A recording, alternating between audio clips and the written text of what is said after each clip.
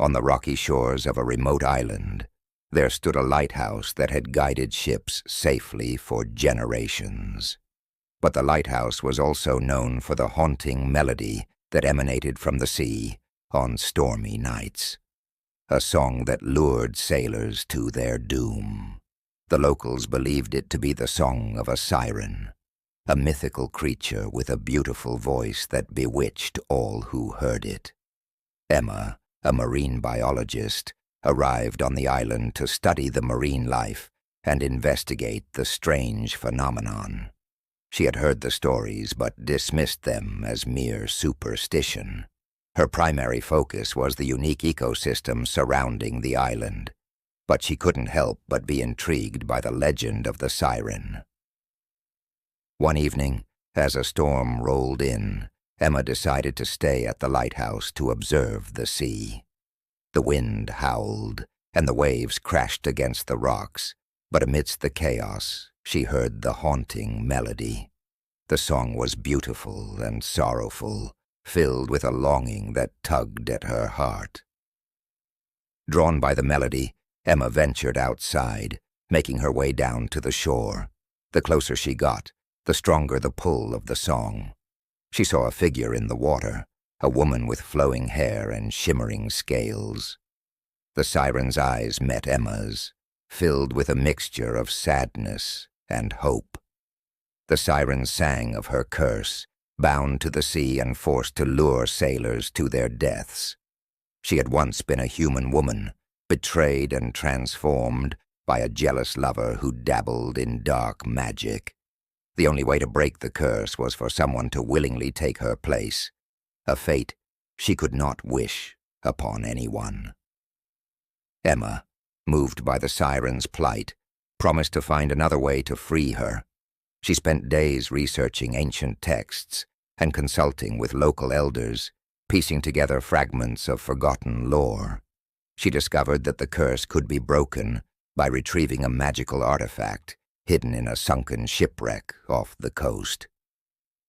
Determined, Emma gathered her diving gear and set out to find the shipwreck.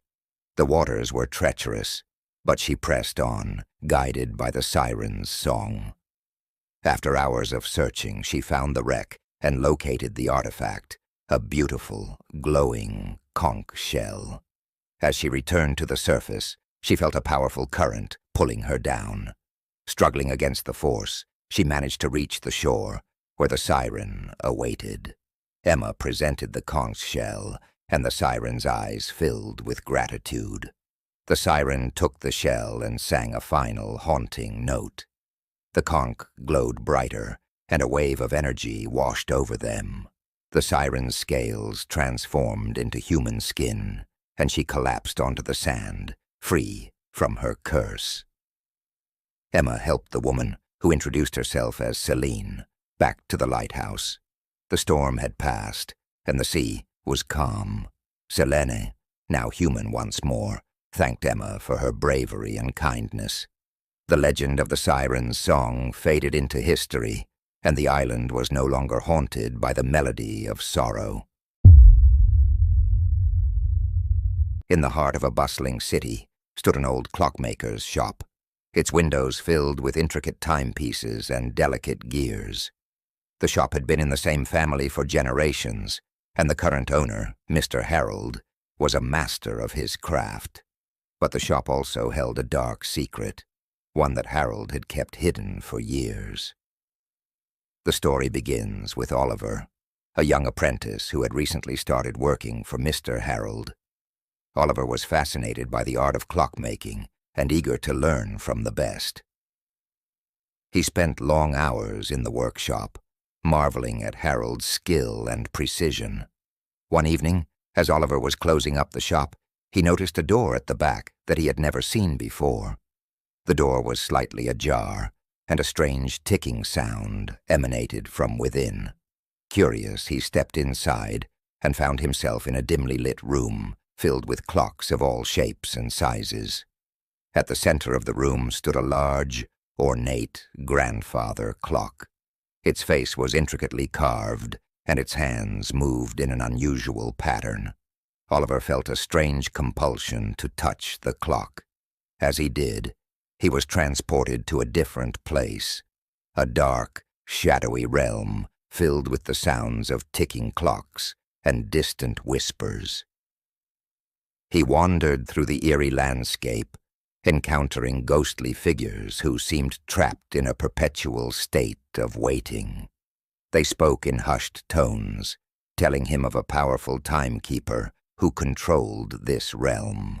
The timekeeper had the ability to manipulate time, trapping souls and bending reality to his will.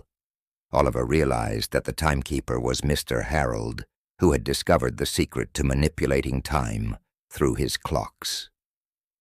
The grandfather clock was the key to his power, and the room was filled with the souls of those who had crossed him.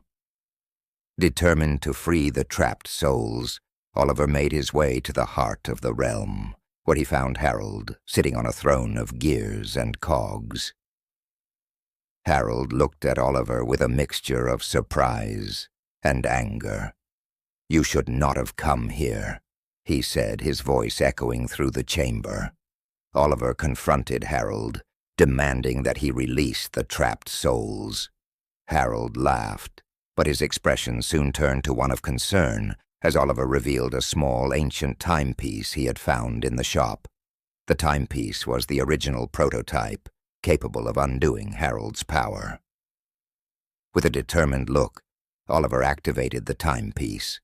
The realm began to tremble, and the ticking grew louder. The ghostly figures around them started to fade, their souls freed from the timekeeper's grasp. Harold tried to stop him, but it was too late. The timepiece's power surged, and the realm collapsed around them. Oliver found himself back in the workshop, the strange room and the grandfather clock gone. The shop was silent, and Mr. Harold was nowhere to be seen. The timepiece in Oliver's hand had returned to its original inert state. The shop continued to operate under Oliver's care, but the dark secret of the clockmaker's realm was never spoken of again. The clocks in the shop ticked on, their faces hiding the mysteries of time and the souls that had once been trapped within. Oliver vowed to use his newfound knowledge wisely, ensuring that the secrets of time remained hidden from those who would misuse them. In a quaint, picturesque town, there was an antique shop known for its collection of rare and beautiful dolls. The shop was run by Mrs. Abernathy, an elderly woman with a mysterious past. The dolls in her shop were exquisitely crafted, each with a unique expression and story. But there was something unsettling about them. Locals whispered that the dolls were haunted. Clara, a young woman with a passion for antiques, was visiting the town and decided to stop by the shop. She was immediately drawn to a beautiful porcelain doll with deep, soulful eyes and a serene smile. Mrs. Abernathy told her the doll's name was Annabelle, and that it had a long history, having belonged to a wealthy family who had mysteriously vanished. Despite the eerie stories, Clara couldn't resist buying the doll. She took it home and placed it on a shelf in her bedroom. That night, she heard faint whispers and footsteps in her house. At first, she thought it was her imagination, but the sounds grew louder and more persistent. Over the next few days, strange things began to happen. Objects moved on their own, and Clara felt a constant sense of being watched. She started to see fleeting shadows and hear whispers that seemed to come from Annabelle. Determined to uncover the truth, Clara returned to the antique shop to confront Mrs. Abernathy. The old woman was reluctant to talk at first, but eventually she revealed the dark secret of the dolls. Each doll in the shop was possessed by the spirit of a child who had died tragically.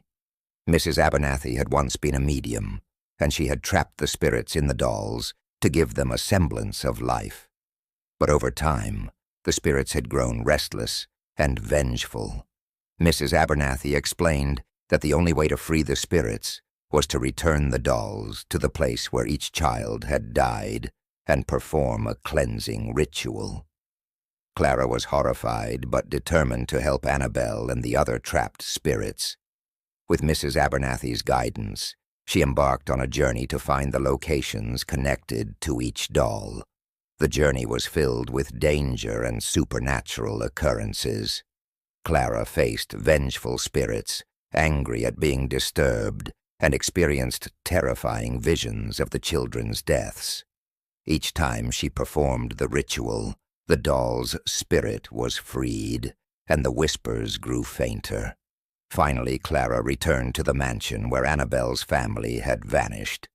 The house was decayed and abandoned, filled with an oppressive sense of sorrow. Clara performed the final ritual, feeling Annabelle's presence beside her.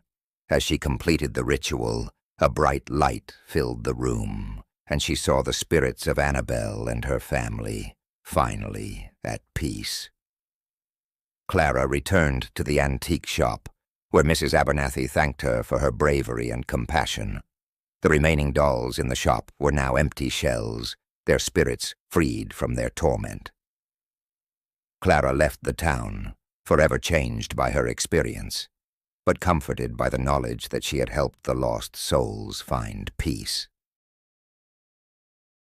Do you enjoy spooky short stories? Consider subscribing. Until next time, friends, good night.